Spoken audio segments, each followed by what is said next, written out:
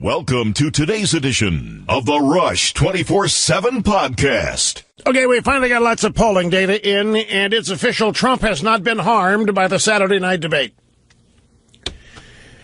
And in fact, you might be able to say that he helped himself in the Saturday night debate. Greetings, my friends, and welcome. Great to have you. Rush Limbaugh, the EIB Network, and the Limbaugh Institute for Advanced Conservative Studies. Now, you know, ladies and gentlemen, I posited that there might have been political strategy involved in Trump going after 9/11, WMD, George W. Bush. I don't know how many ways I observed and commented on what Trump's comments on that Saturday night debate were and what they sounded like, and you've probably heard them all from other people by now anyway. That never in my life would I believe that a Republican frontrunner would advocate for Planned Parenthood. Never in my life would I believe that a Republican frontrunner would go after the veneered former Republican president, revered in South Carolina at least, 83% approval rating, George W. Bush. Never did I believe a Republican frontrunner would sound exactly like Cindy Sheehan, Code Pink, what have you, in going after a former Republican president. And this was theorized by many people as Trump losing control, out of control, becoming unhinged, emotional incontinence. Any number of things were used, that was mine, of course, quite clever of me, to explain what had happened. And then the stories were populated all over the place, the hall, the arena was populated by donors. The crowd was mostly donors. That has been dispelled, by the way. The Trump camp and a lot of people wanted you to believe that Trump was being booed because they had stacked the audience in there with establishment types opposed to him. But Sean Spicer of the RNC is out saying, no. I mean, the candidates got the lion's share of the tickets. We didn't stack anything. So I said, well, maybe he didn't lose control. Maybe there wasn't any emotional incontinence here, and maybe Trump wasn't unhinged. Maybe there's an active philosophy or theory, political strategy, and I explained what it was. And that was, I'm just rehashing this because I'm going to add something to it, so stick with me here. My point was that South Carolina is an open state, and there are internal polls from the Bush campaign that show Ted Cruz really, really, really gaining up. By the way, speaking of that, one of my most revered and admired figures, Dr. Thomas Sowell, has written a column endorsing Ted Cruz, and it's a really powerful, good column. And in it, he is essentially asking some of the low-tier candidates that have no prayer of winning to get out so that there can be a unification of all of these non-Trump Republican voters. Unification behind, he wants it to be Ted Cruz. Now, Kasich's not going to get out, and Jebb's not going to get out, and Carson probably not going to get out, at least, well, no time soon. Who am I forgetting? Kasich's not going to get out, Carson's not going to get out, Jebb's not going to, and Rubio is not going to get out. So what Sowell wants, a unification. His theory is that there are many more Republican votes against Trump than there are for Trump. And the only hope, the only prayer of stopping Trump is if they unify behind one candidate opposed to Trump. And he's suggesting and saying it should be Ted Cruz. That's who he's endorsed. And I wanted to point that out in case you had missed it. Sowell is a highly respected figure on the right. Back to the additional Trump theory, right? Because he's surrounded by political pros. He's surrounded by a cadre of conservatives which tell him the boundaries. Because he's not, as I have said, I don't know how many times I've said it, I'll say it again, Donald Trump is not a natural-born conservative. He's not a natural-born liberal. He's not an ideological person in the sense that you and I are. He doesn't, my example, he doesn't look at Chuck Schumer and see a raving, raging liberal hypocrite who poses a threat to the country as found. He doesn't see Schumer that way. He sees him as a fellow New Yorker and a Democrat, and that's it. And some days he might like what he's doing, and other days he might not. And that's not to say that Trump is not actively conservative or not actively liberal. It's just some people are not ideological. This bothers me. I wish more people were, as you know. I wish more people were able to spot liberalism and identify and attach liberalism to the failures and the messes that exist in this country, because the Democrat Party is the most destructive force, and it is dominated by left-wing radicals. It's the most destructive force in this country. So Trump was making a move for some of those voters, either because Cruz was gaining ground in the internal polling or because Trump and his people figured, you know what, if we slam dunk it here, we can effectively end this. We can dispirit everybody, we can depress everybody, and we can just pretty much wrap this up if we win big in South Carolina. So it was either that or trying to stave off and hold off Cruz because Cruz is gaining ground. Trump makes a move on the left wing, the independents, the Democrats, the far left-wing radicals, with all that stuff that he said about Bush. But there's one other possibility, and let's acknowledge here that there might be people playing this game thinking months and months ahead of time, while everybody else is focused on today, this week, and the next primary. It could well be that there are a lot of people in the Trump camp who are already planning their national campaign under the belief that they have already won this. And if so, just want to throw something out there to you. If so, what is the number one issue that Hillary Clinton or Bernie Sanders is going to attack the Republican nominee on? What are they going to do in the presidential general election? What is, if not the top thing, it's certainly going to be in the top three. Are they not going to go after the Iraq War? Because they have not stopped going after the Iraq War. Are they going to go after the recession? They have not stopped going after the recession. Are they going to go after Bush as responsible for all of it? Yes, they have not stopped going after Bush. To this day, they blame Bush for everything still going wrong in the country today. They blame Bush for the economy, not Obama. They blame Bush for ISIS, not Obama. Obama gets blamed for none of what has happened the last 7 years. All of that, in the minds of these left-wing radicals, is the fault of George W. Bush and the Republicans. And that, without question, is going to be a major part of their campaign against whoever the Republican nominee is. It has to be. They have to protect Obama's legacy. And in the process of trying to keep the White House, they can't acknowledge it. I mean, Hillary and Bernie are running around ripping the economy. They're running around ripping everything, ripping health care. And we're all sitting here kind of stymied. So wait a minute. Isn't this kind of crazy? Who's been running the show the last 7 years? But the reason that Hillary and Bernie get away with it is that their own Looney Tune voters do not blame Obama for this. So when Hillary and Obama run around, criticize health care in America as not enough, it's not Obama's fault. Obama's doing the best he could. Obama's doing the best he can. It's a good first step, but we still have all of these legacies and all of these pockmarks from Bush that continue to gum up the works. The hatred for George W. Bush in the far left radical sectors of this country is unknowable to you. It is so intense and so deeply held, it's going to last lifetimes. They succeeded in creating this with the help of the media and a relentless attack on Bush that went unanswered for 5 years. So, point being,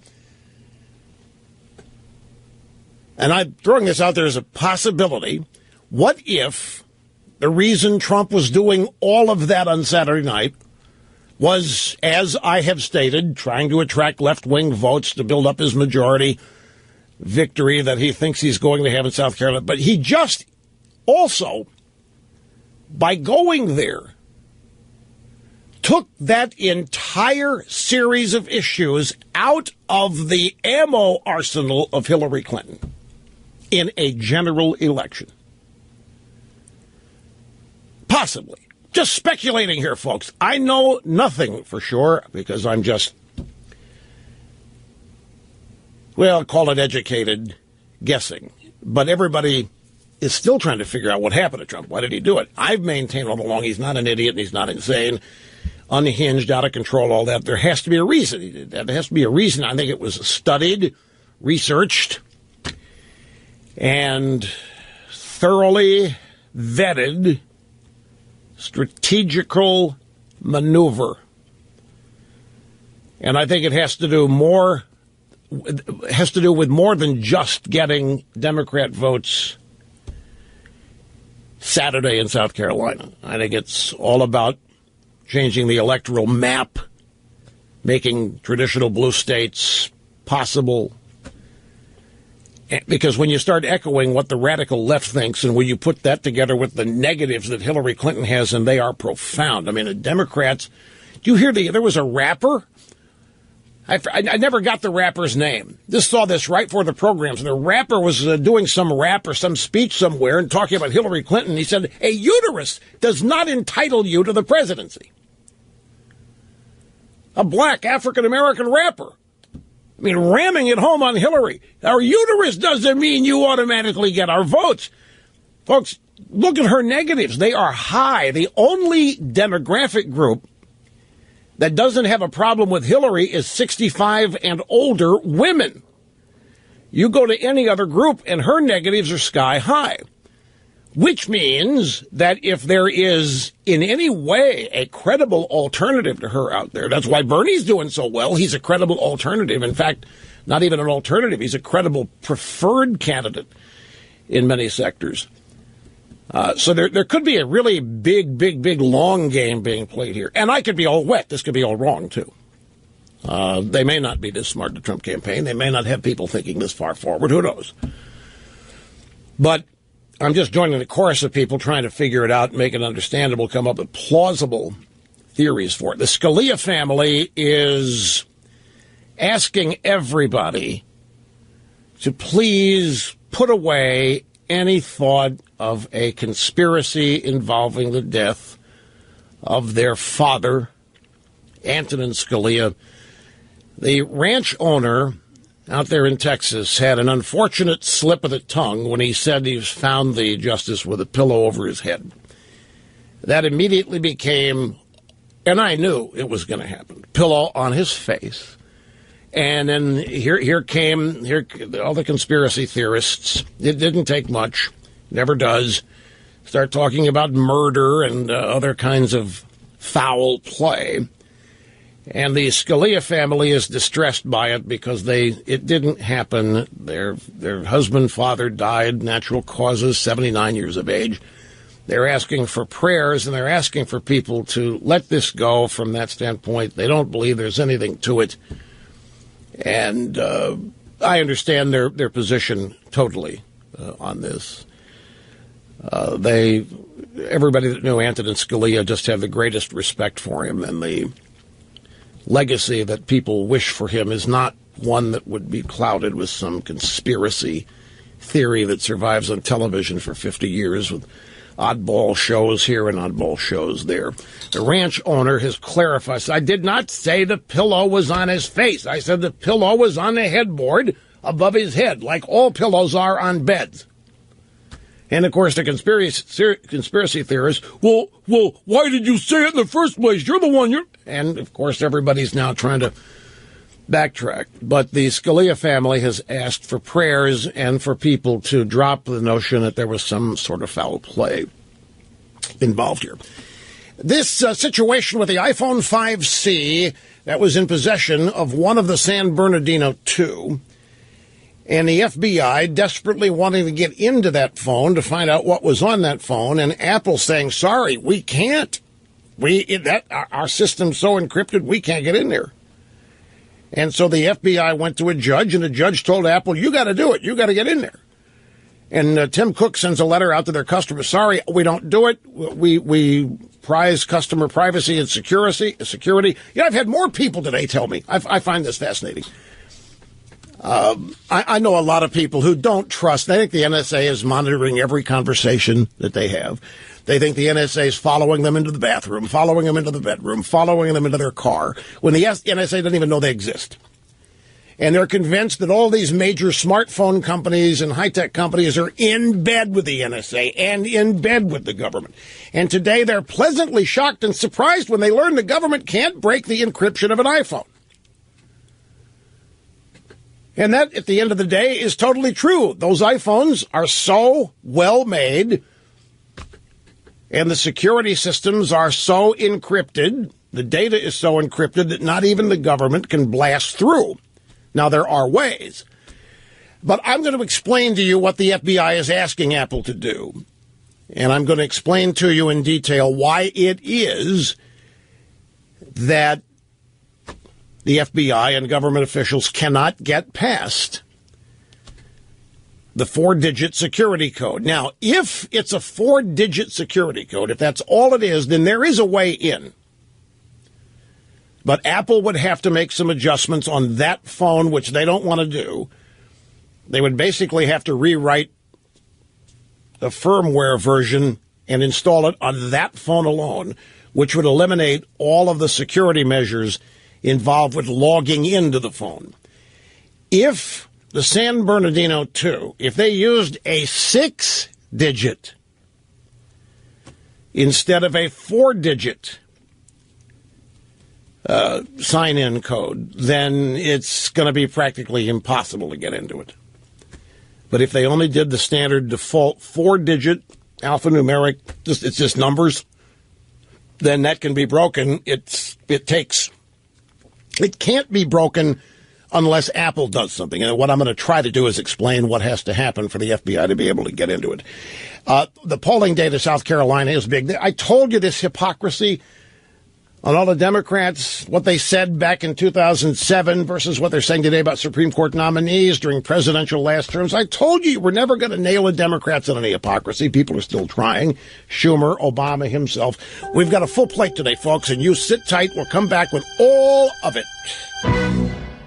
Remember, folks, this is also suitable for an undeniable truth of life. It's very simple. People do not remember what you say, but they never forget how you make them feel. If you want to try to understand why some people are loved and adored and you don't understand it, you think they're brilliant and nobody gives a shout. People don't remember what you say. Too many words flying around it, but they never forget how you make them feel. That's a singular thing. You never forget that. You know, the situation, Obama out there blasting the Republicans for threatening to block his Supreme Court nominee. He says it goes against the Constitution. I can't go through a day without just blowing up and at the same time laughing at you talk about hypocrisy. Hypocrisy of Obama, Chuck Schumer, all these guys on Supreme Court nominees, blatant, in your face. They know it's not going to come back and bite them. They know that hypocrisy, the charge, even if it sticks, is never going to harm them. But with Obama saying opposing his nominee goes against the Constitution, which of course it doesn't. But the real question is, why should Obama be so concerned about what the Constitution says about appointing someone to the Supreme Court when he doesn't want whoever he appoints to follow the Constitution anyway? He's going to find somebody who's going to rewrite the Constitution. That's his criteria. He's going to find somebody who will make law from the bench, like John Roberts has been doing, not somebody who's going to interpret the Constitution. So what does he care what the Constitution says? As far as that is concerned, he doesn't care what the Constitution says anyway when it comes to things that he wants. Ever heard of executive orders, executive actions? Hang in there, folks. Hang in there, be tough. Be coming right back right after this. Ted Cruz right now has a presser going on. Mike, are our microphones at this Cruz press conference? He's really hammering Trump pretty good here, and Rubio as well. We spend a couple of minutes here. Do we have I'm just springing this on our broadcast engineer. He didn't even know this was coming. Do we have a way of jipping this? I don't. Oh, you do. Let's listen a little bit. It's been going on for a while, so I don't know where we are in this, but here's just a flavor of it. But let's be clear. That's what they said on television. Their national anchors said it was highly significant and highly unusual. Now, their defense, the news network's defense, is they point to a tweet from an individual reporter that day, which was to the contrary. Well, no offense to the many good reporters here, but on election day, our campaign was not sitting with bated breath following every tweet coming from every reporter. We did have the television. I just want to explain where he just got finished hammering Trump on the belief that Trump will in no way nominate conservatives to the Supreme Court, and he was explaining why. Now, obviously, he got a question about the Ben Carson tweet, the CNN tweet following Iowa. Okay, back up to it. Here's the important piece. What that network reported was true and accurate. In fact, Mr. Carson did not go on to South Carolina. He did not go on to New Hampshire. He went home to Florida. The first public event he did in either South Carolina or New Hampshire was the day before the New Hampshire event. So what they reported was true and accurate. And passing on a public news report that is true and accurate is not remotely unethical. And I would note it is particularly rich that the Rubio campaign is attacking us on this, given that there have been public reports that the Rubio campaign was doing the exact same thing. Now, you know what? It wasn't unethical of the Rubio campaign to pass on the public news reports any more than it was for staffers on my campaign.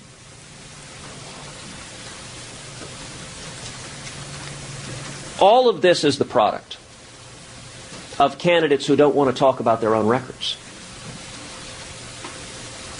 If you are a Republican candidate and you have a liberal record, if your record does not match the platform you are running on for president, then the last thing you want to talk about is your own record. So what you do instead is you try to change the topic. You try to engage in insults and attacks. You try to go to the mud. You try to make it personal, because actually talking about the record is precisely what you don't want to do. For example, one of Mr. Rubio's supporters was asked on a TV news program, name anything Marco has accomplished. He couldn't do so. Now, part of the reason he couldn't do so is the campaign didn't want to answer truthfully. The biggest accomplishment Marco Rubio has had in his time in the Senate is passing the Rubio-Schumer amnesty bill through the U.S. Senate. It's not even close. Dwarfs everything else he's done.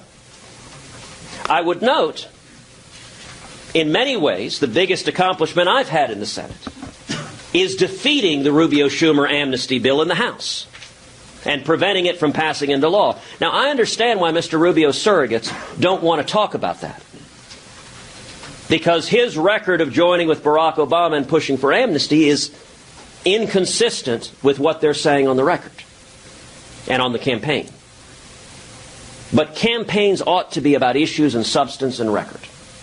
And that's what our campaign has been about, and it's what it will continue to be about. Ted Cruz press conference in South Carolina. We're jipping for a minute here. Potential appointees, you called him a friend, you clerked with him. Would you vote to confirm him as President Obama? I would not. I have been very clear that the Senate should not confirm any nominee in a lame duck session.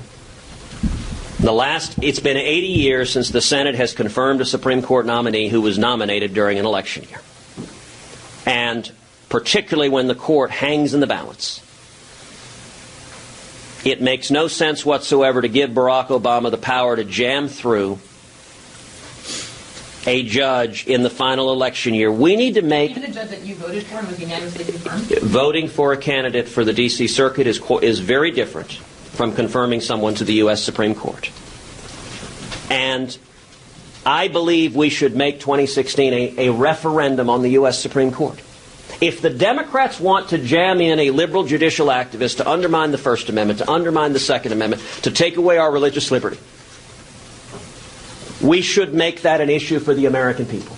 In just a few months, the American people are going to get to vote. And I'll tell you, Katie, I cannot wait to stand on that debate stage with Hillary Clinton or Bernie Sanders and make the case that their vision of the Supreme Court, their vision of the Constitution, is fundamentally inconsistent with the vision of the American people. Sir, if they want to put... start 11 months before the new president takes office. Todd, those are the president's talking points. but it is in fact the case that when the Democrats were there, Chuck Schumer said they shouldn't confirm Supreme Court justices for 18 months. Right. Now, I understand their standard. No, that's only Republican nominees. What would your cutoff be? I mean, we should not confirm a justice nominated during an election year, particularly with a lawless president who has undermined the Constitution at every stage. There you have it. And we have an election. Let the people decide. That ought to be something folks in the press would stand for, is letting the people decide. The president would be until 2016. But the people also decided in 2014 they wanted a Republican Senate, in large part because of the lawlessness of President Obama. And elections have consequences. We have a Republican Senate, and any Republican Senate would be foolish to confirm a left-wing Democratic nominee in an election year, which has not happened for a nomination made in an election year in 80 years, and now is no time to start. Senator, people are saying they won't comply with a court order to open up the San Bernardino shooting phones. What a gaggle of press. We've been listening to Senator Ted. There you have it. That's Ted Cruz, and he was doing a press conference in Seneca, South Carolina.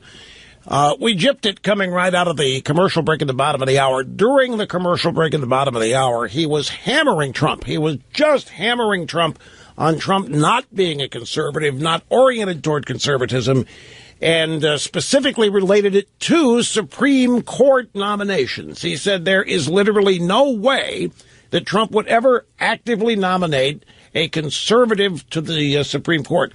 His theory was that the Republicans won't either.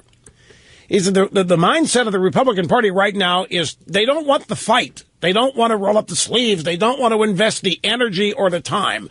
So what happens with Republican nominees to the court, they try to go out and find people with no record, because that means they can't be attacked on the record by the Democrats, and it makes it easier. And his point was the Republicans are looking for the easy way out, contrasted with the Democrats who try to find the most radical leftist they can find and then search and destroy anybody who opposes him to get the guy or the woman confirmed. And he related this to Trump. He said, now Donald's going to say I'm lying, because that's what Donald does. When you nail Donald on the truth of his record, he comes out and calls you a liar. But he said, I've looked at Trump and the people that he says he likes and supports in terms of judges to the court, and they're all liberal.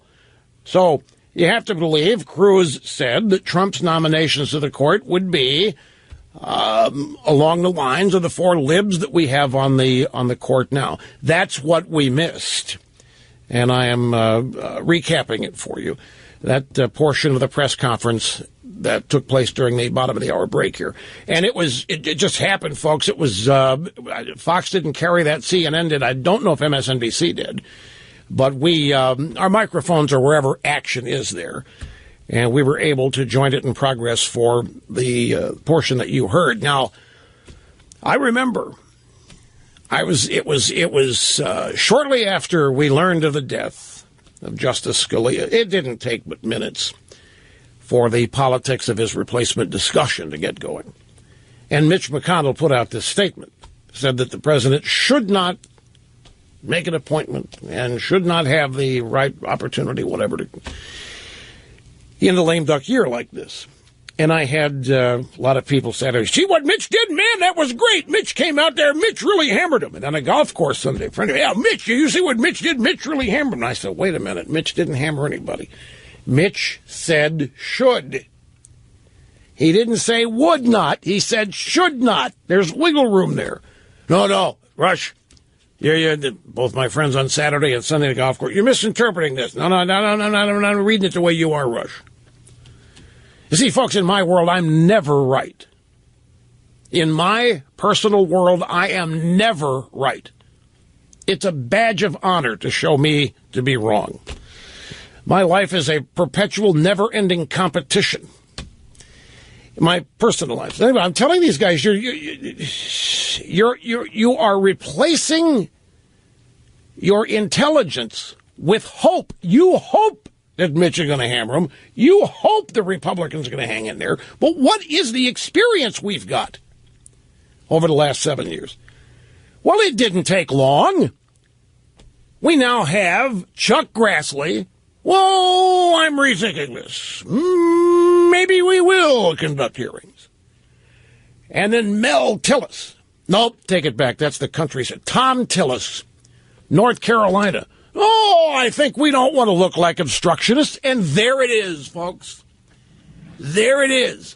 We don't want to look like obstructionists. That's translated, we have to cross the aisle on this.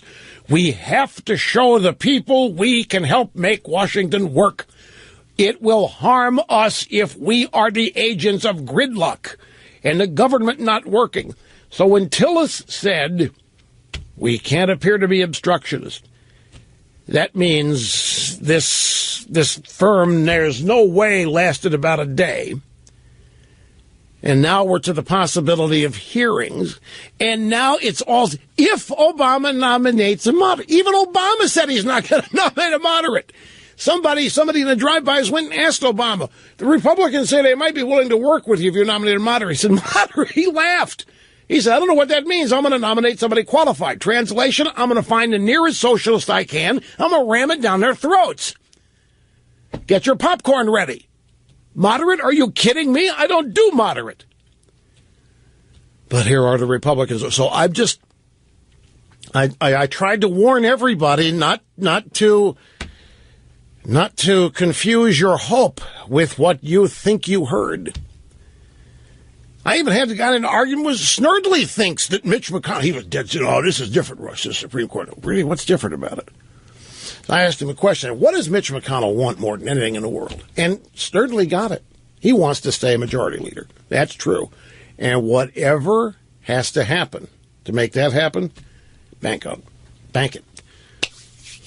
I can run through a scenario where they conduct hearings and an Obama nominee gets confirmed before the election. I can run through the scenario. You want me to run through the scenario for the program? I can go. Yeah, part of you wants me to do it. The other part of you doesn't want to hear it, right? Because yeah. All right. So we've got that. We've got Hillary Clinton. We got to add now this coughing spasm fit to the dog barking montage. We've done that. Audio soundbite number 2, and then to the obscene prophet timeout right now. I don't feel no ways tired. I come too far. We are Americans. And we have a right to debate and disagree with any administration.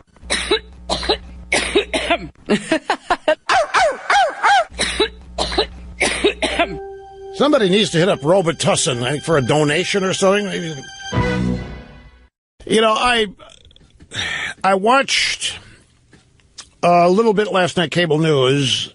I watched a little bit of Megyn Kelly, and I watched a little bit of Hannity, and they both, I've had them the past couple of days, and I have not called on them because, I mean, they're entertaining all the illustrations of hypocrisy. Chuck Schumer back in 2007, Obama praising Alito, praising Roberts, then voting against them, and then joining the filibuster. And then these two guys out saying that Republicans cannot avoid this. Contradicting directly, shamelessly, what both have said years ago. You couldn't have greater illustrations of hypocrisy. And I mentioned a couple days ago that it never works. It has never convinced one Democrat to switch their vote. It's a frustrating reality. But you can point out the hypocrisy of the Democrats day in and day out. It doesn't seem to matter. It's just one of the many things that they are untouched by. And there's a host of reasons probably to explain it, but it's blatant. I'm going to grab a phone call here before we end the hour. This is Jim in Croydon, Indiana. Great to have you on the program. Hello. Hello, Rush. What is the name of your town? How do you pronounce where you're from? Croydon. Croydon. Okay, great. Rush, I was told to get right to the point. You have spent a month or so talking nothing but exclusively Trump. I was just wondering maybe if you could maybe cut half the time and talk about Cruz and his fine points of becoming the president of the United States. Well, I'm not sure sure your estimate of the time there is accurate. I've spent, after yesterday's program, I went back and looked at the quantity of things I've said about Ted Cruz and the quality of things I've said about Ted Cruz. And I'm wondering, what are the complaints? The only thing that explains it is that some people must not have heard. I guess, and it's a mystery. But yesterday's program created this illusion, and I don't talk about anybody but Trump. I went back and I looked, and not only at how much I've mentioned Cruz and Rubio, but what I have said about them. And it is why, by the way, I've remembered something that I had heard long ago in trying to explain the way people react to various things. And I mentioned it just a moment ago. People don't remember what you say. They remember how you make them feel. Especially in a universe where words are being launched from all kinds of different places. So many words, impossible to hear them all. Impossible to remember anywhere near all of them. But you do remember how you feel when somebody says something. Either once or a multiplicity of times. It's frankly one of the most frustrating things about this job. And I'm not complaining. I'm simply illustrating. But Jim, I'm sorry, I have to take a break here. I'm up against it on a break that can't float. We don't do quotas here, folks. We don't have quotas on candidates or people in the news. We do not assign specific amounts of time. We follow the news, folks. Follow the events. No, I already told you. I said that what happened in the debate, we got 3 polls out since the Saturday night debate. Trump has not lost ground in any of them. And the average is Trump 35, Cruz 19. After the Saturday night debate, 35-19 Trump. Now, one thing about these polls, we're prisoners to these polls, and we have to accept them. And you remember the controversy over the final poll in Iowa on Friday, prior to the Monday Iowa caucus. It was a Des Moines Register poll. And I forget, did it have Trump winning? It had Trump winning by 4. Is that right? Yeah, it did. I think it didn't have Cruz winning. Cruz surprised. Okay, Trump winning by 4. But the thing about that poll that nobody believed, and because they didn't believe this aspect, they pretty much attacked the whole poll. That poll predicted a record Republican turnout. And you had all kinds of poll watchers and analysts pouring through the data say, wait a minute, this isn't going to be a record turnout. For these numbers to happen, there's going to have to be a record Republican turnout. Well, it turns out that there was a record Republican turnout, and the poll had it wrong in terms of the winner. They thought it would be Trump by 4. It was Cruz by 4. Well, interestingly, many of the polls that are now out in South Carolina are also projecting record turnout. And just like happened with that Des Moines Register poll, a lot of analysts are saying it's not going to be record turnout. Well, it's not going to be that high. The turnout these polls are predicting in order to get these results, it isn't going to be that high. But yet, it was in Iowa when everybody said the turnout wouldn't be as high as it was. So we just have to wait. But there are 3 different polls out. By the way, welcome back, El Rushbo at 800-282-2882 if you want to be on the program. Quinnipiac University. This is a poll that has established a fair amount of credibility.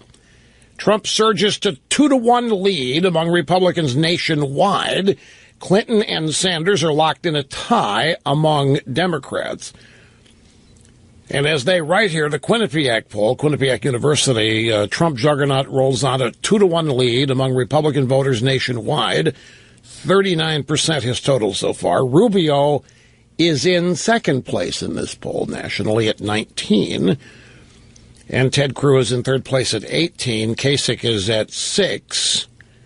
And Jeb Bush in last place, tied with Ben Carson at 4. 6%. On the and by the way, in this poll, Trump is up 8 points in the last 2 weeks, which includes the Republican debate Saturday night in South Carolina. Cruz has lost 4 points in the last 2 weeks in this poll. Again, it's a national poll. On the Democrat side, Hillary Clinton 44, Bernie Sanders 42, 11% undecided. That is unchanged in the last 2 weeks. The top three Republicans are closely matched in terms of voter opinion. Trump gets a 62-31 favorability rating among Republicans, 64-17 Rubio favorability rating, and 62-23 for Cruz. So you would, as the Quinnipiac people say here, reports of Trump's demise as a candidate are exaggerated.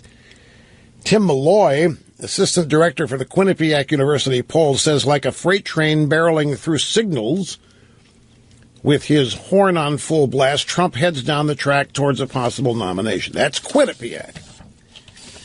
2-1 lead, and again, that's national.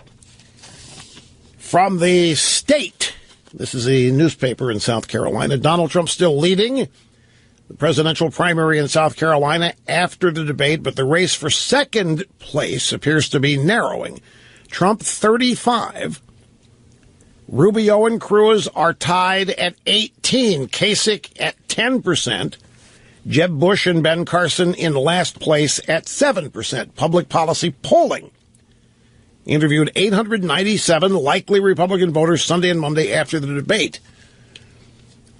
So actually it's a public policy polling poll, not the state.com. The state newspaper site is where the results of the poll were published. So anyway, the point is there hadn't been any change. No appreciable change. The Democrat side of things, there is outright panic. Outright panic on the Democrat side. And I'm going to tell you, the health questions involving Hillary Clinton, do not doubt me on this. In addition to everything else that's not going as planned, these recurring public instances of health challenges, problems, however you want to characterize it, have got people really worried. The coughing spasms. Yesterday in Harlem at the Schomburg Center for Research in Black Culture, Hillary Clinton spoke, and she was struck by a coughing fit. Represent inmates. Excuse me. Too much to say.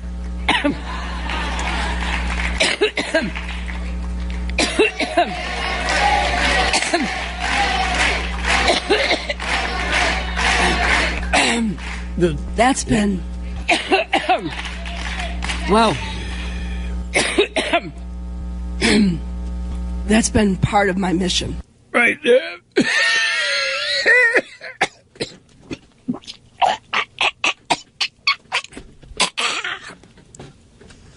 Really worried out there, ladies and gentlemen, Mrs. Clinton, and they're saying that she got choked up because the event was so meaningful to her. You don't believe me? Grab audio soundbite number 3. She just got choked up. This is Breonna Keeler, one of the many info babes for Hillary. CNN with Don Lemon, CNN Tonight. Lemon said Hillary Clinton's speech, was it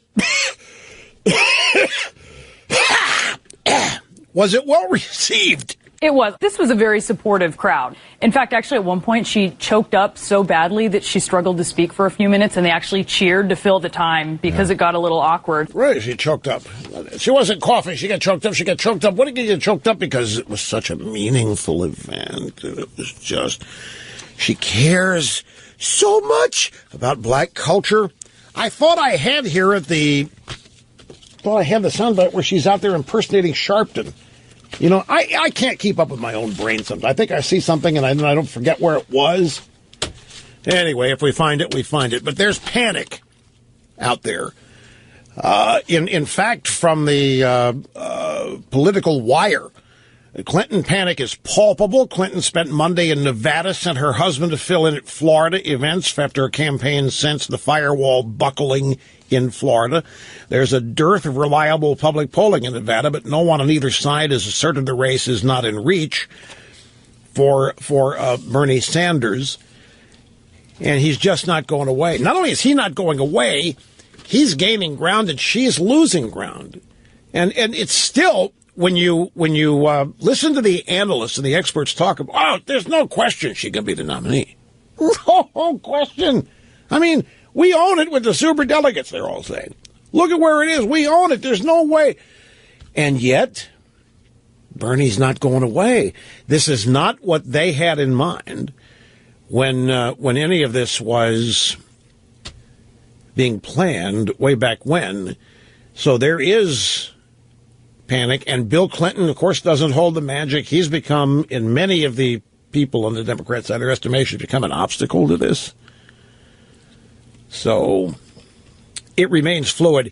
We have a couple of sound bites from Ted Cruz from the press conference that we joined in progress in the last half hour. There was a portion of it we missed in commercial break, and I have two sound bites from that portion. Here's the first. Trump has sent me a legal cease and desist letter saying, stop telling the voters my record. Now, that is objectively legally frivolous. I will make that point. I will point to substance and policy and record. That should be the bread and butter of politics. But the insults and the falsehoods and the fabrications have no business in politics. It is incumbent on all of us to speak the truth. I can't change what the others do, but I can change and impact what I do, and we are going to continue to focus on substance and issues, my record and the record of Donald Trump and Marco Rubio and the other candidates. And here's the next bite. If Donald ever became president, we know for a fact he would not invest any political capital in confirming a proven conservative justice. Why? Because for 4 decades he's been supporting left-wing Democrats, writing them checks, many of whose core mission was preventing conservatives from getting to the court. But even if you take Donald at face value, that he had a transformation on the Second Amendment like he claims he's had on every other issue, even if you believe him on that, there is no reason whatsoever to think he would spend the political capital needed to appoint a conservative, which means the only reasonable inference is Donald would go for the stealth candidates other Republican presidents have, and they have turned out to be disasters on the court over and over and over again. So those are the two primary things he said during the commercial break we went at the bottom of the hour, where we missed when joining in progress the Ted Cruz press conference in the last hour. Okay, Hillary Clinton, back to her, just a couple things. In Harlem, she is back at the Schomburgs. That's the same place where the coughing spasm broke out. But before it broke out, this was said. Some are even saying he doesn't have the right to nominate anyone, as if somehow he's not the real president. You know, that's in keeping what we've heard all along, isn't it? Many Republicans talk in coded racial language about takers and losers. They demonize President Obama and encourage the ugliest impulses of the paranoid fringe. This kind of hatred and bigotry has no place in our politics or our country. It never ceases to amaze me that these people never stop accusing us of that which they actually do. Encouraging the ugliest impulses of the paranoid fringe. The paranoid fringe they own. The paranoid fringe is way out there on the left. And here she is, supposedly mimicking the voice of Al Sharpton. Yesterday, political correspondent Annie Carney posted a video in her Twitter feed, Hillary Clinton's meeting with Sharpton, and the political correspondent says, Reverend Sharpton, will you endorse Hillary Clinton? You gotta watch her. She's trying to ask whether I'm endorsing. I told her only you know and you're not telling. My lips are sealed. My lips are sealed, she said. She said, her lips are sealed. Did you hear that? So she said, my lips are sealed. No megaphone. She said, her lips are sealed. She was imitating Reverend Sharpton. Anyway, hang in there, folks. Much more straight ahead as always. Be right back after this. Okay, back to the phones. I'll explain this Apple encryption situation later on in the program, definitely before it comes time to finish today. And we still have some things to discuss about the Senate, Republicans, and Obama's upcoming Supreme Court nominee. And it's not pretty, folks. I mean, they've already caved twice. How do you think we have Sonia Sotomayor and Elena Kagan on the court, for crying out loud? You know, experience guided by intelligence. What's the obstacle here? Anyway, I'm getting ahead of myself. Here's Robert in Mount Laguna, California. It's great to have you here, sir. Hello. Oh, thank you, Rush.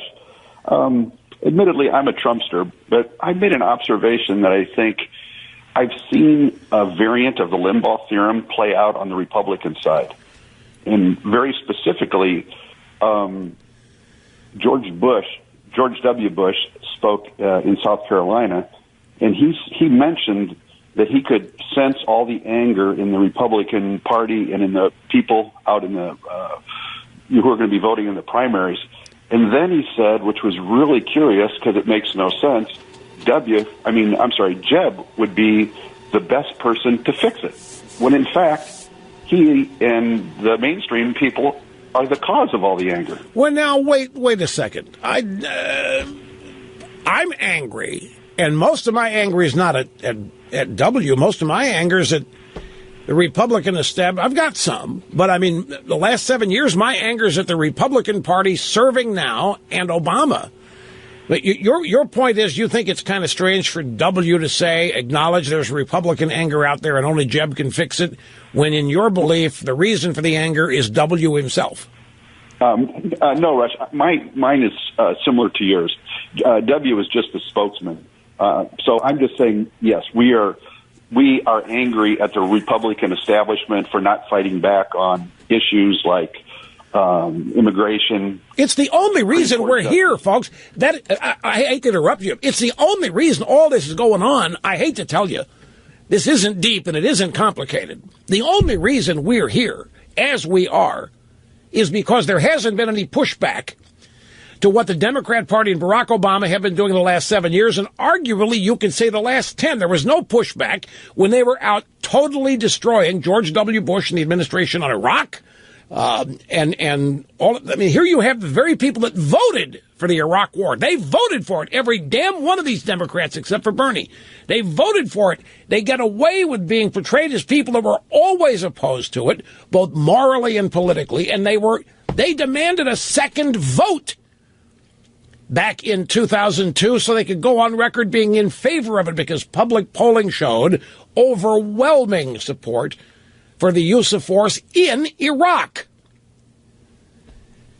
And then these guys come along long ago after the fact, when everything crumbles, that they helped make crumble. They were actively seeking the defeat of this country, along with the drive-by media, which is fine. That's who they are. There was no pushback even then from the Republican administration.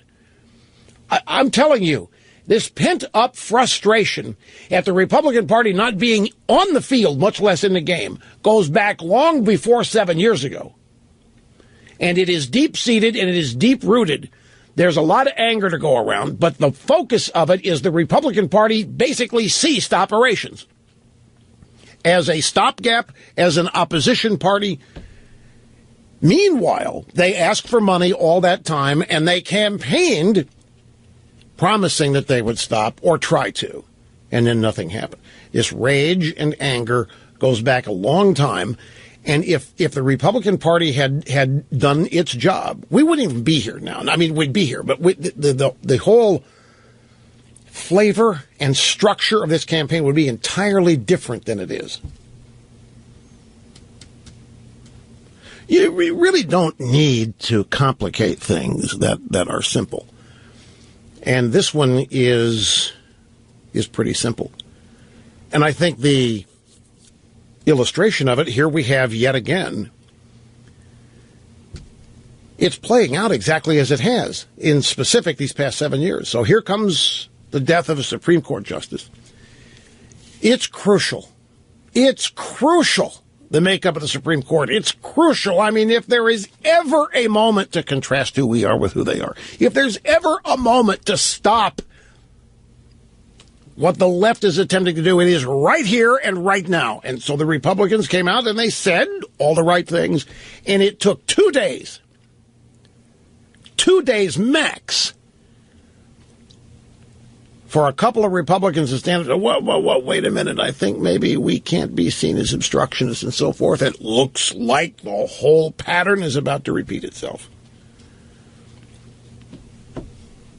And the outcome of that, I mean, you fill in the blanks, you add 2 and 2 and get 4 yourself, because I'm here to tell you what the outcome of that's going to be. And you don't want to hear it, a lot of you. Here is David in Gap, Pennsylvania. Great to have you on the program. Hi. Hi, Rush. God and constitutional dittos. I heard you ask yesterday how you could stop Trump if you choose to, and I've been trying to call you for a month already to give you an idea. Let me set that table properly for people that weren't here yesterday. I was being beat up by my own audience yesterday, folks. It was brutal. I mean, one caller after another was just, they were savaging me. They were calling me everything but a traitor. So I finally asked them, okay, look, if you wanted me to take out Trump, you tell me, what would I do? How would I do it? Tell me, what would you do if you were in my shoes, you wanted to take out Trump, how would you do it? And old David here from Gap, Pennsylvania is calling with an answer. You've been trying to get through ever since the challenge was issued, and here you are. Yeah, well, I've been trying to get through for a month for this reason, because I really enjoy the Trump conversation. Even though I'm a constitutionalist, I wouldn't vote for him, but it is a relevant discussion. When you're ready to stop him, since you're the head of the party, I don't think it would be that difficult with your following. All you would have to do is insult Trump, because he will respond like he always does and properly insult you, and then the party would have to decide if they want to like you or Trump. You know, that's interesting. That might actually convert the party to Trump. I doubt it. Because, you know, most of the people that I talk to that are voting for Trump, in their mind, they're just as fascinating a study as what we've been studying the last 8 years, people who vote for Obama, who are otherwise reasonable people. And this is just on the other side. Well, do you think they're falling for the same things? Like Obama, the slogan was hope and change. Trump is, I'm going to make America great again. Are those two slogans basically appealing to people in the same way? In a sense, yes. I think so, because they're not really rational, because they're not living their lives in the same way these people's platform is. They're living their lives, like you often say, in a conservative way, and yet they just want something to happen on that end. Well, since you've brought this up, I want to explore this with you. Let's take a look at hope and change and how it affected Democrats versus Trump, who is out there saying he's going to make America great again. Now, my question to you was, are those slogans essentially the same in appeal? Making America great again appeals to certain disaffected conservatives, Republicans, Reagan Democrats. Hope and change was a direct beeline to a bunch of unhappy and miserable leftists. And you think there's some similarity there, and I don't. I think you could make a pretty detailed explanation of how they're different than you're talking about two groups of people that are basically otherwise rational, who are falling for come-ons, one by Obama, the other by Trump, and you're trying to figure it out, because to you, everybody in these groups are pretty rational and they're fairly intelligent, but they're falling for something, you think. Well, I don't think that they're the same group in the sense that they're the same groups of people. I think there's a vast difference in the two groups. But I do think that from the study of simply trying to figure out, I mean, they're voting for something that does not line up with what they say and believe on a daily level. So, you know, in that sense, I think it's the same thing. How they're ending there isn't necessarily the exact same process. I agree with you. I just think it's fascinating that here it is on the supposedly conservative side. It's just about as much head scratching to figure out why your neighbor is voting for Trump as it was 8 years ago when we were scratching our head trying to figure out why your neighbor would vote for Obama. Well, see, that's where I part ways with you. I disagree here, but I don't mean to be critical or insulting, so don't interpret it that way. I think the Obama personage, the campaign, the slogan, Hope and Change, attracted a certain group, but so did his race. The fact that Obama was African-American and the first, so therefore you have an historical component. I think a lot of people who were not Democrats or liberals but want this country to stop fighting about race because they hate it. They hate the divisions. They hate back and forth. They hate racial arguments. They hate being called racists. They hate being accused of it. So they thought voting for Obama and electing Obama would finally show everybody in the world that we're not a racist country, and it would be done with it. It would be the best way to end that issue. The Hope and Change crowd is a bunch of miserable leftists who are always going to be miserable, and Hope and Change to them meant utopia, this grand place where everybody is equal and everybody has the same. There are no losers. Everybody is a winner. On the Trump side, on the Republicans, the people, whatever group they come from, conservatives, independents, Reagan, Democrats, the slogan, Make America Great Again, I think that's a factor. But I think the things that people are glomming onto Trump for are entirely different than the things people glommed onto Obama for. Yeah, and I do agree with that. My point would just be to that caller you had earlier today where he's saying don't spend so much time on Trump. Well, I think it's worthy of our time because it is if you're a political junkie or anybody who likes to watch the demographics of the country and the cultural changes in the country, it is a very fascinating thing. This has never happened. Well, let me tell you what happened here. You're right. We had a caller earlier this week who was of the same frame of mind as the caller you're talking about, the guy that called on. You're talking a lot about Trump, and I want to talk about Cruz, too. Talk about Cruz. And we had a guy calling earlier this week who was going to make the same complaint, and he was listening to the program on hold. He was on hold for an hour and a half. And when he finally got on air, he said, you know what, I just figured something out here. You do the news on this show. You talk about what's in the news. And I was under the impression you talked about what you wanted to, and you talked about what you wanted people to know and what you wanted people to think, and you don't. You talk about what's in the news. And I said, thank you. Voila. And that's exactly what I talk about, the things that interest me. If I don't do that, I'm going to be bored, and then everybody else is going to be bored. I talk about the things I care about. And I do it in inimitable ways. But I do not talk about things, and I've always said I don't do topics here.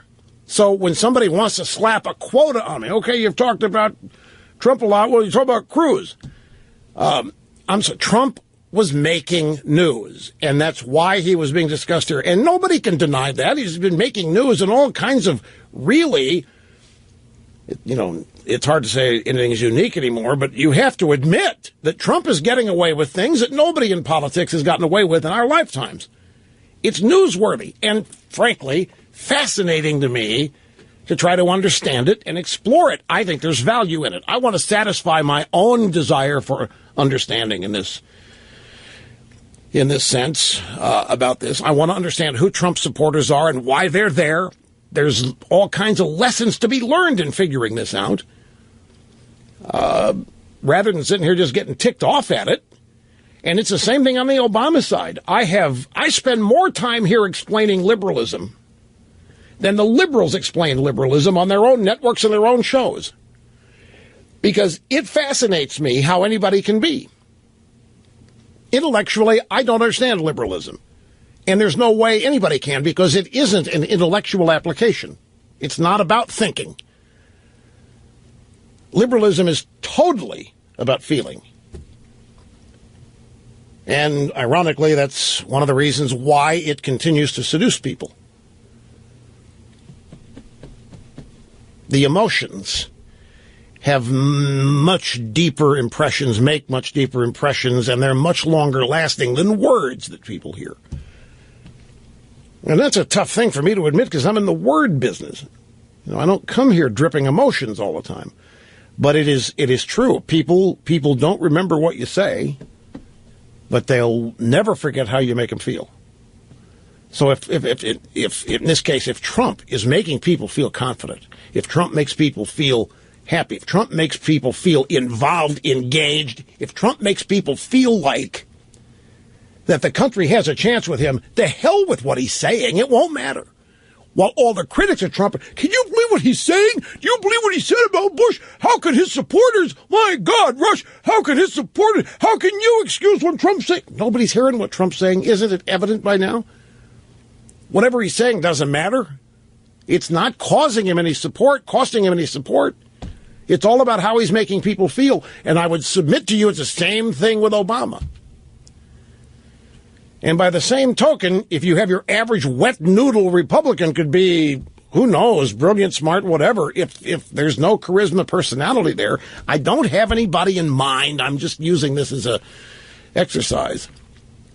The emotional component of politics, one of the most frustrating aspects of it to me, because I don't know how you battle it. I don't know how you talk people out of their emotion. I don't know how you talk people out of the fact that something or somebody makes them feel good. Who wants to be the one to turn that around and make them feel bad? Just not going to get you any support from them. So you can pound them with words and intellect and brilliance all day long. It isn't going to matter. That's what I mean about the bond. The bond is an emotional thing. And that's why only Trump can blow it up. So the question is, what would Trump, could Trump, what's Trump going to have to do to cause people to start feeling worried about him? And it's not going to be the result of what anybody else says about him, I will guarantee you. You can tell your average Trump supporter, in addition to everything else that's happened now, including what he said in the Saturday night debate, you can go up to him and say, you know what Trump's really going to do? He's going to do the exact opposite of everything he says. Wouldn't matter. You're not going to get any, because no, they won't believe it because they don't feel that way. Feelings, that's where trust comes into play, and it's that, and the Republicans are all fighting this now. How do we talk people out of Trump? You're not going to talk them out of him. You're not going to talk anybody out of anything. Does it work with your kids?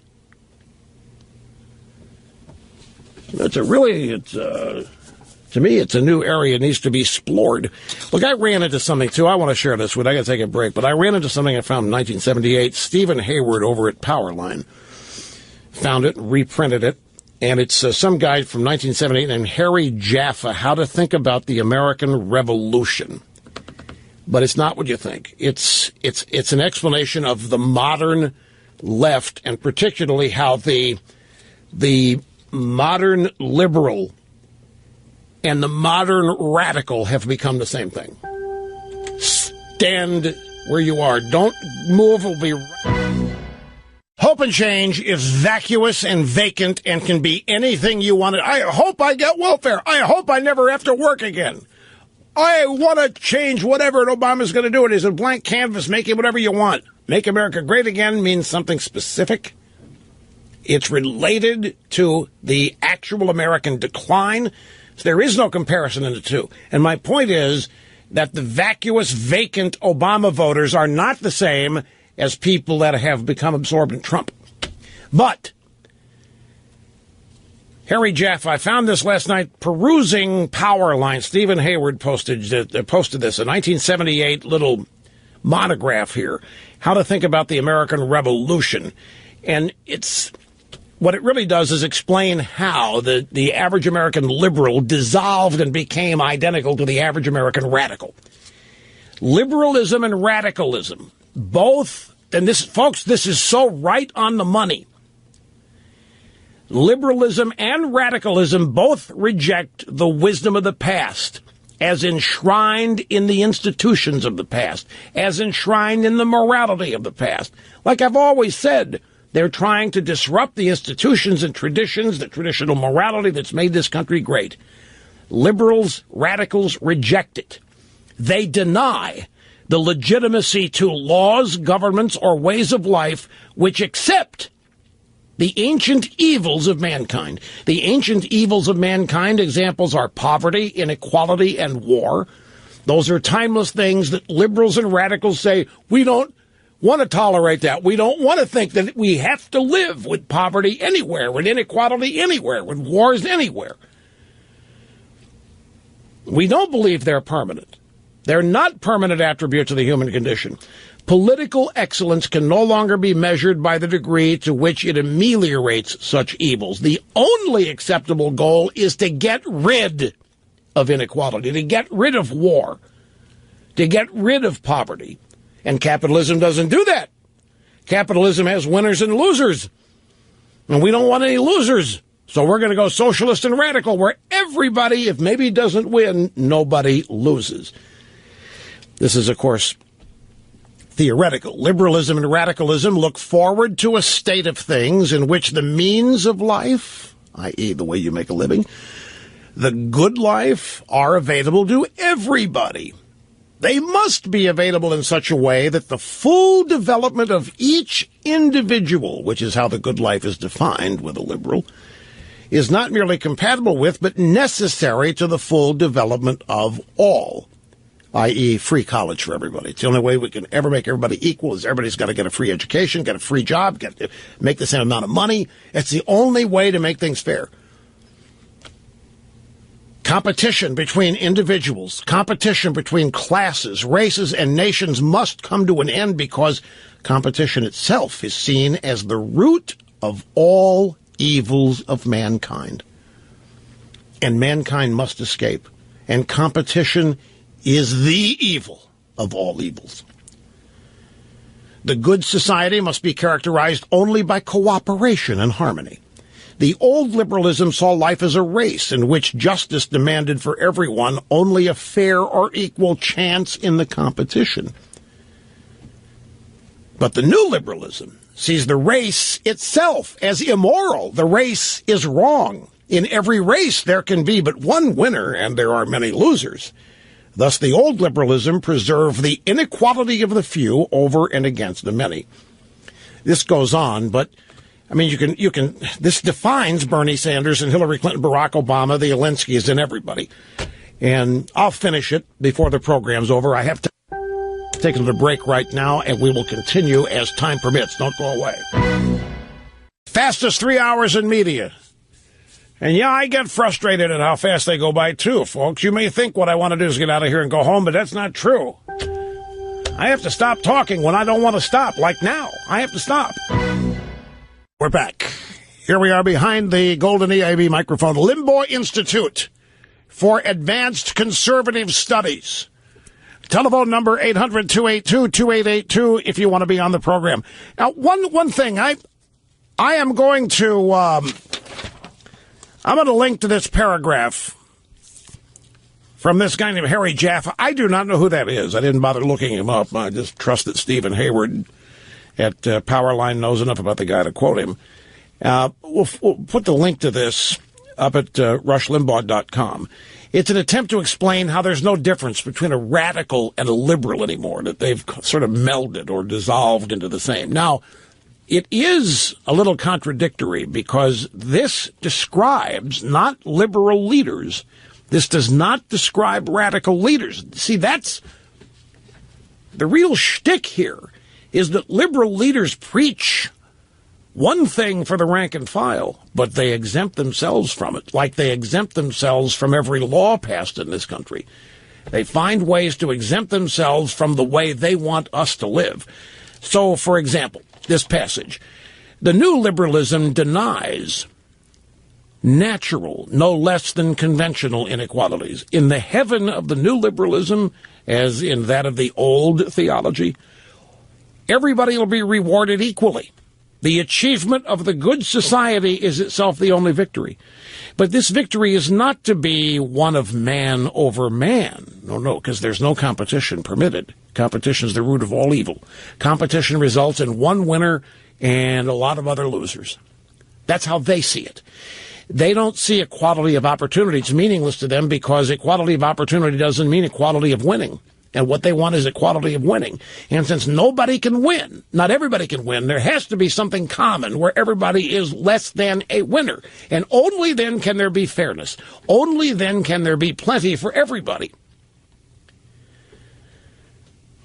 No one in the ideal society will taste the bitterness of defeat. No one will need ever say, I'm a loser, but that's okay. I can't complain. I had a fair chance. Screw that. Screw the fair chance. The joys of victory will belong to everybody, hence performance trophies. Trophies for everybody, not just for winners. But here's the difference. Liberalism and radicalism look forward to a state of things in which the means of life and of the good life are available to all. Now, that describes Bernie, but it doesn't describe Hillary.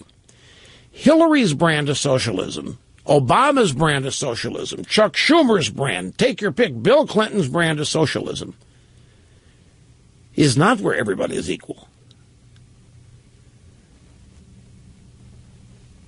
In Hillary's socialism, in Obama's socialism, there are still elites. And the elites are the real winners. And the reason they're the winners is because they're special and unique and better than everybody else, including their other fellow liberals. So the socialist leaders, the elites, are enriched in power and possessions and wealth, and everybody else gets shafted. But they fall for the game because they think they're never going to lose. It's an impossible. It's another way of defining utopia. But if you take a look at how the Democrat Party has become this amalgamation of radicals that is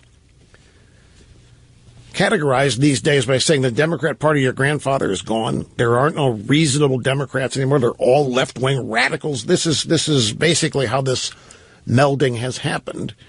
And at the root of it is eliminating competition and eliminating the whole notion of everybody having a fair chance or an equal opportunity at success or at the pie. Now, because that's not fair. You can't have a thing where there's a big winner or two or three winners, but everybody else loses. Because to them, it's final. Once you've lost, you're forever a loser. You don't get back in the game and keep trying to win. You don't try something new. You've already been branded a loser, and that's a stigma they can't abide, they don't want. So competition has to go. There can be no competition. That's why they're starting to raise their kids with no scores in baseball, softball, football games. That's why everybody gets trophies. And, of course, Hillary and other types like Obama, they're eager to push that. They don't want competition either for themselves, but they're not joining the masses in their misery and poverty.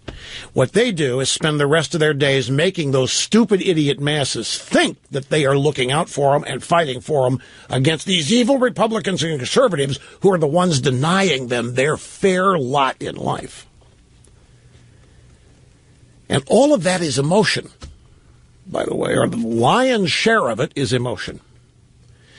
In all of that is where you find the hatred and the contempt, the self-loathing.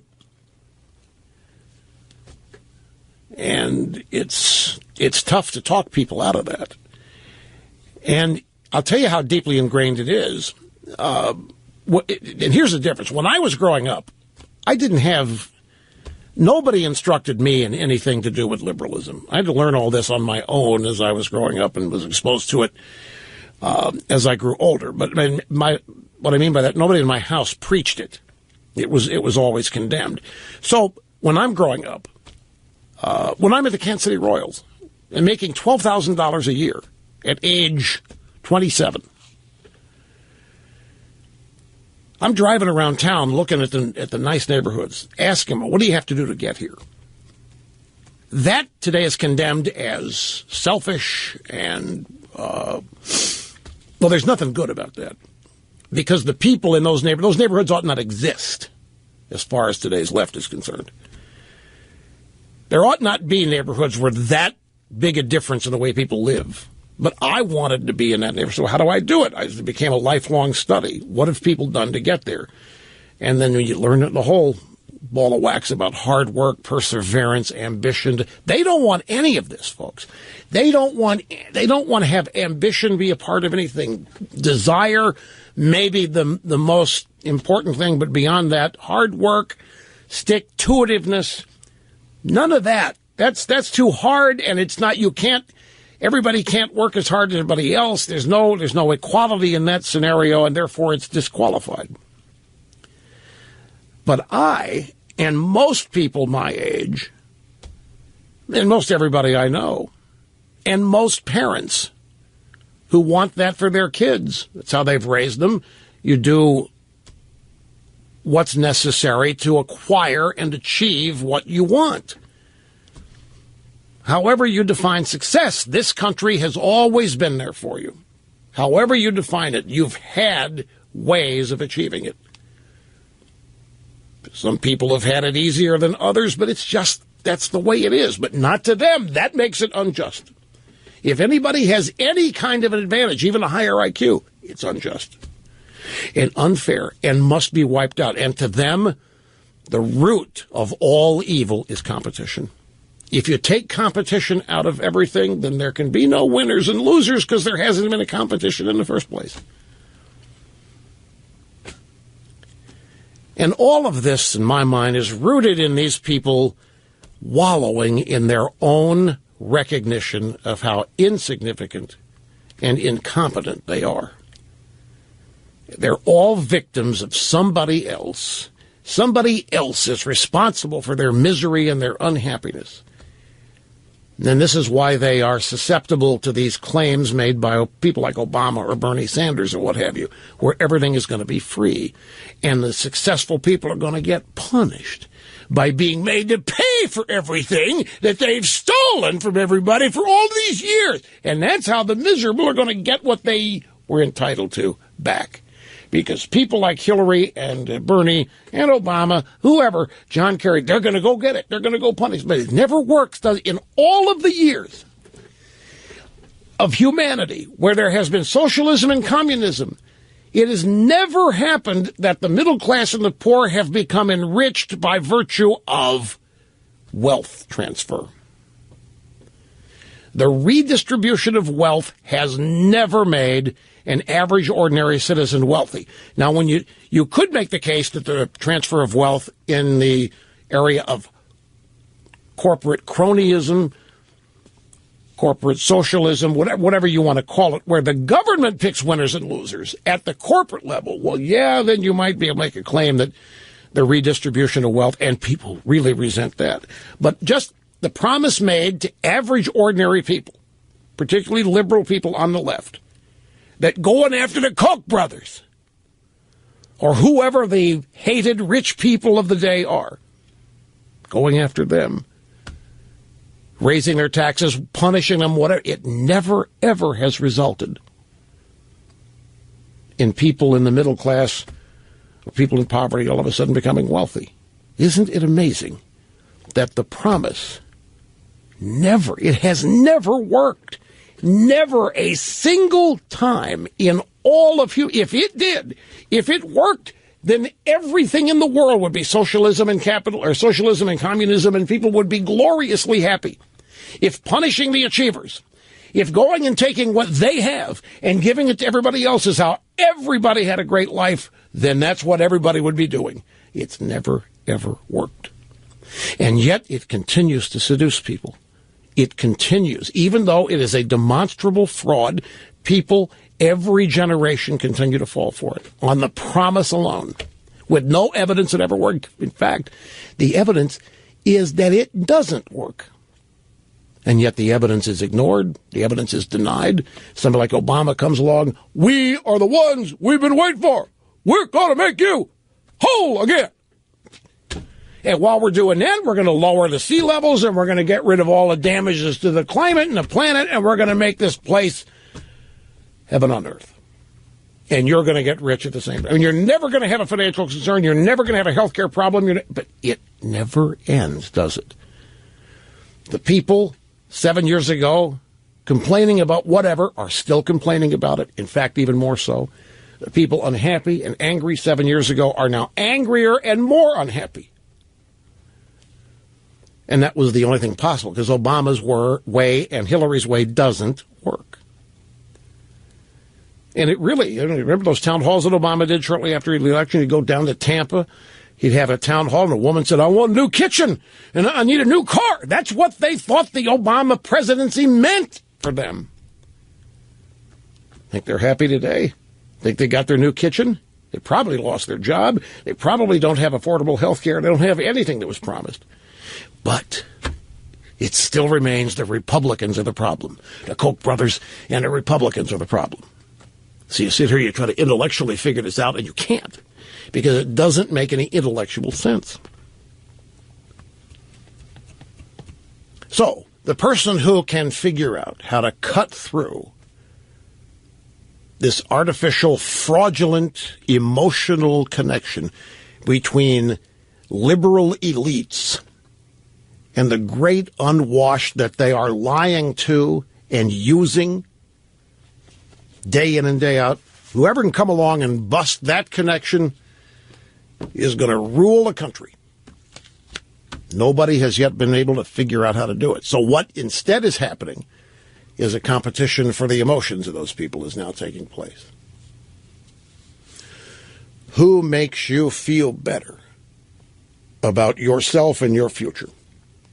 And not by virtue of what they're saying, but how they make you feel. Let me grab a quick call. Here is Scott, Wisconsin Rapids. Great to have you on the program, sir. Hello. Scott, are you there? Testing. He hung. Okay. All right. Well, look, let me take the occasion of this. Actually, it worked out well because he wants to talk about this this security snafu, the San Bernardino 2 and the iPhone 5C, and Apple refusing to help the FBI. So we'll take a break, and we'll get into that when we get back. Don't go away. Okay, folks, here is another way of putting it. As we have observed on the program before, under capitalism, the rich become powerful, while under socialism, the powerful become rich. And that's pretty inclusive. I mean, it pretty much says it all. How do you have somebody show up making a government salary like a Congress and say 150 grand, just pick a number, and after a number of years they're multimillionaires? How does that happen when all they've done is earn their $150,000 a year? And you know they're living on every penny of it. They're not saving anything. Under capitalism, the rich become powerful. Under socialism, the powerful become rich. Why is that? Okay, here's the deal with Apple and this phone. It's an iPhone 5C, which is important because that means it does not have fingerprint ID. The only way into the phone is through the PIN number. That's the Saeed Rizwan Farouk Skyhook setup when the phone was originally set up.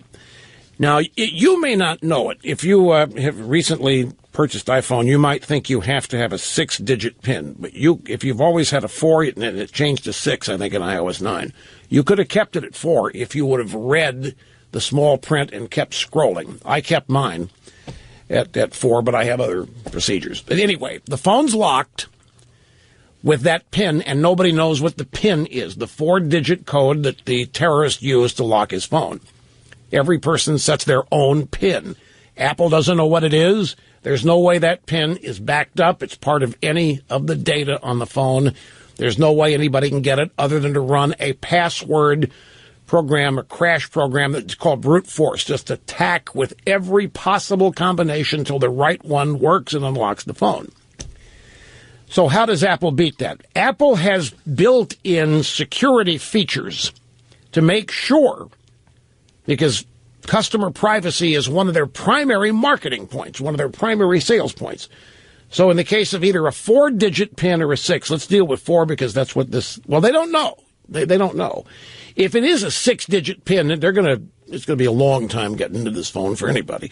If it's 4 digits, they have a chance. But here's the way it works. If you forget your PIN, if you have a brain freeze, the first 4 attempts, there is no problem. You try to enter PIN, it's wrong, do it again, wrong, do it again, wrong, do it again, wrong. But the 5th time you try it, if you're wrong, you have to wait 1 minute. If the 5th attempt is wrong, you make the 6th attempt, and if that's wrong, you have to wait another 5 minutes before trying again. If the 6th attempt is wrong, attempts 7 and 8, you have to wait 15 minutes for each. And if you don't get it right on either 7 or 8, the 9th attempt cannot be attempted unless 1 hour has passed from the first attempt. Now, this is done to defeat programs that constantly, with brute force, enter every possible 4-digit code. If any 4-digit code is entered after the 5th time, any machine program doing this is going to stop and break down because the phone enforces a delay. That's the only way in. And the judge has told Apple that they have to go get this phone and they have to themselves write a new piece of firmware eliminating these delays. The only way the FBI can get into this phone is if Apple creates a brand new operating system for that phone alone, which eliminates all of those delays, which would permit the automated brute force attack to finally hit the correct 4-digit PIN and unlock the phone. And Apple is refusing. Tim Cook sent a big, long letter out to the Apple customer base today. And his point is, if they make us do it once, then it's over. If they make us do this once, if we write this special one-time only operating system, it's there. We don't want to run the risk. Our customer privacy and satisfaction is paramount to us. And if we do this one violation, that's the end of our security program. We cannot be made to violate our own promises. So I don't know where this is going to end up. Cook is digging in his heels for Apple, and of course the legal system is the legal system. And the way it could end up is if the legal system attempts to punish Tim Cook personally as well as corporately for this inability, or finds a way to blame the Apple customer base for making it be this way. There's any number of ways the legal system could exert pressure, financial pressure on Apple to relent here. Now, hang on, back in just a second. So I got a couple of interesting questions in the email. First question, Rush, why doesn't the FBI they've got their IT specialists, why didn't some of the FBI just write their own one-time patch to the Apple system software, eliminating all those delays, entering the PIN code? Good question. The reason they can't is because in any official, workable software, system software, otherwise, Apple has to sign it. And that just means authorize it. For example, right now, the current release version of iOS is 9.2.1. If you, for one reason, wanted to go back and put 9.1 on your phone, you couldn't. Apple no longer signs it. They don't want people using old software. They want everybody using the latest and greatest for obvious reasons, marketing, but security as well. And so some of the great operating systems of the past are not, you can't use them. The FBI does not have the authority, the ability to sign as Apple on a patch. The second question is a little bit more provocative. Hey, Rush, do you think Tim Cook could be a little bit more cooperative if the FBI were trying to capture a serial killer of gays rather than terrorists? You know, the way some people think. I marvel at it, that this is a terrorist phone, the San Bernardino 2. And Tim Cook, who's come out, he's gay, has said we're not violating the security of our products. You know, I think everybody ought to realize, do you realize what you're learning here? The FBI cannot get into your phone. The FBI cannot crack your iPhone. They cannot get in there. And even if they do get in there, you know, the communications in the messaging program, iMessages, those are all encrypted front to back. From sender to recipient, those are encrypted. They need a decryption key to understand those too. I mean, this is not a challenge for the FBI just getting into the phone. Then you'd have to decrypt a whole bunch of the content. They have busted their rear ends on security on these things. And I have people, Rush, you know, the FBI and the NSA, they're following me around. They GPS locate me. They know where I am every day. They can probably activate the microphone in my phone and they can listen to what I'm saying to anybody, even when the phone's off. You wouldn't believe the paranoia that's out there because of Snowden. And now we're learning the FBI cannot crack a little iPhone 5C unless Apple helps them. But this question, if FBI were trying to capture a serial killer of gays, would Tim Cook help? Now that's just catty. Anyway, now Trump on this Apple and iPhone business, he is slamming Apple for refusing to unlock the terrorist's phone, asking, who does Apple think they are? They have to open it up. He said, I agree 100% with the courts. In that case, we should open the phone up. I think we have to open it up. We have to use our heads. We have to use common sense. Somebody the other day called me a common sense conservative. Well, we have to use common sense. You got to find out what this terrorist was doing. There's too much on that phone. We can learn who he was working with, who else may be involved, what future plans there might have been. It's all on that phone. If it's there, we got to go get it. And I find, most people have always traditionally been sympathetic and supportive of law enforcement. But this, with Snowden's revelations in the NSA, there is outright suspicion and paranoia of the government. I mean, really, some of the most boring people in the world think that there are government employees following every moment of their lives. They'd be shattered and crushed to learn that it's not happening. But I don't know how you come down on this. Because Apple says if they make us... By the way, this is not a back door. The back door is something that will be permanently built in to everybody's phone, everybody's operating system, that the FBI could use any time they wanted. And theoretically, only law enforcement would have the keys to get into the back door. And Apple is refusing to even talk about a back door. And they're saying that if they are forced to allow brute force attacks to detect the 4-digit PIN on this phone, that's the first step in being forced to create a back door in the operating system, and they don't want to do it. And here's if this is a 6-digit PIN, if Saeed Farouk used a 6-digit PIN, then all bets are off in cracking it. It's the 2 extra digits expand the geometric possibilities of combinations by a factor of from here to the moon. It's incredible. It could take years, even with a brute force attack, to crack a 6-digit code. 4 digits you can do, I forget, what did I see, 3 weeks max it would take, depending how far you have to go. Now, they would try, most people do it, the 4 corners or 00001111. You know what the most common password, this has been researched and found out, not numeric, the most, not digital, the most common password involving letters on a website, not a phone PIN code, but a password for a credit card or what do you think the most common password is? You're right, password. The actual word password is the most common. After that, it's somebody's birthday. And then admin, short for administrator, because people feel inconvenienced by it, so they don't want to ever run the risk of forgetting it. So they come up with something that...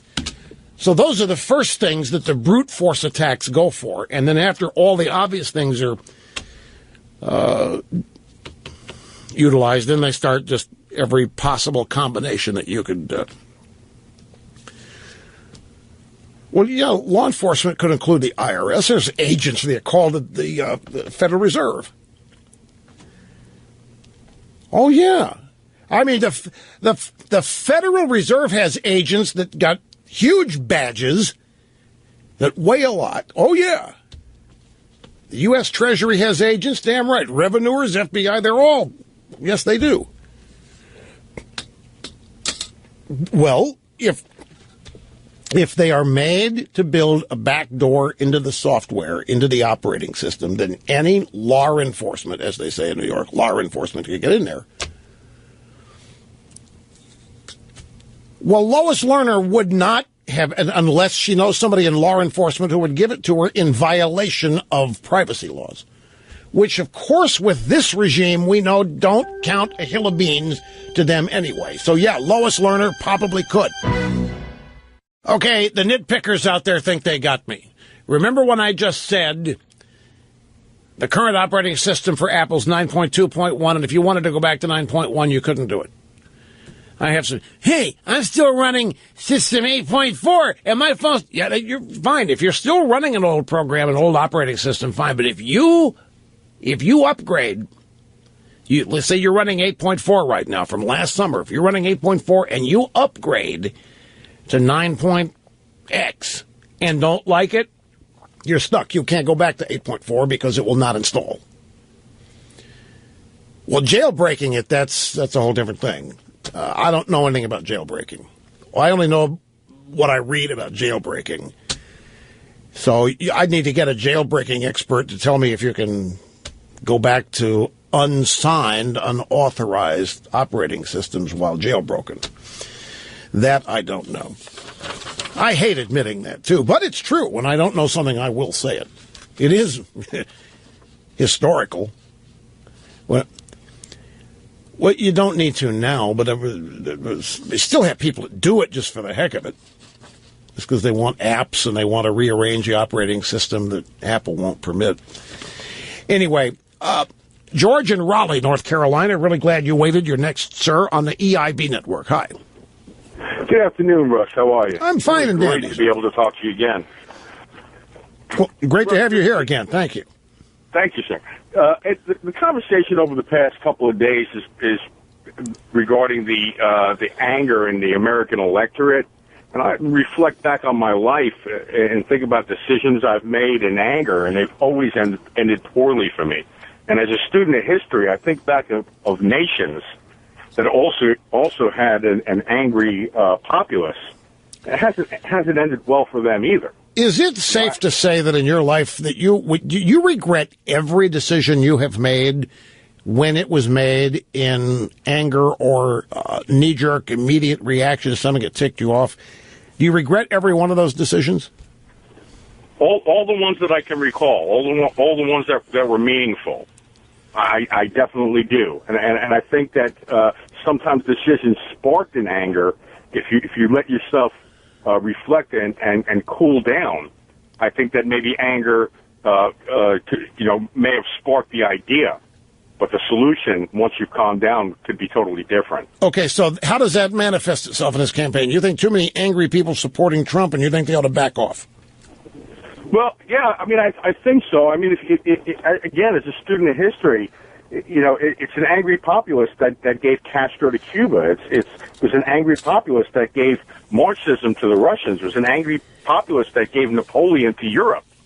We're getting ready to hand the greatest military that man has ever known over to a man that on his best day seems a little bit unhinged. You're talking about Obama. Well, that's another good example. Well, I had somebody else in mind, actually. Well, okay. Well, look, I'm mad. I've been mad for 7 freaking years. Legitimately so. I'm mad, and I can't tell you what kind of thing's going on out there. Am I irrationally mad about it? No, I don't think so, but I'm mad. I'm not spend my day in rage. That's not the my point. But, I mean, I am not docile about stuff going on out there. I think I've been pretty patient. I think a lot of other people have been pretty damn patient. They've been promised and promised and promised, and it's never happened. And so some of the rage is understandable. I understand what you're saying, that in the fit of emotion, at the peak, when you are livid, that's when they say sleep on it. And that's good advice. When you wake up, you always have a much less intense feeling than you did before you went to bed when you're angry about anything. But anyway, George, I appreciate it. It's an interesting topic, and we will have more of it, I'm sure, as the program unfolds. But we'll be back after this. Somebody says that Nikki Haley's on the verge of endorsing Rubio. Well, you know, they were both Tea Party darlings back in the day, so she said anybody but Trump. Makes sense. We'll be back.